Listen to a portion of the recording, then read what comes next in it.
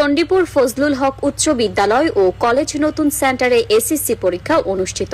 শফিকুল ইসলাম রাজা, সুন্দরগঞ্জ, গাইবান্ধা।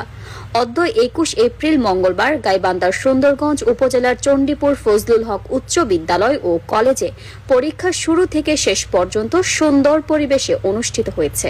পরীক্ষা নিয়ন্ত্রণে ভারপ্রাপ্ত অধ্যক্ষ মহোদয় মোহাম্মদ আব্দুর রহিম সরকার সহ প্রতিষ্ঠানের সহকারী শিক্ষক বৃন্দ এবং সুন্দরগঞ্জ থেকে আগত দায়িত্বপ্রাপ্ত কর্মকর্তা Mohammad Zahidul Karim, instructor, primary education training centre. সেন্টারে মোট শিক্ষার্থী 470 জনের মধ্যে উপস্থিত ছিল 467 জন।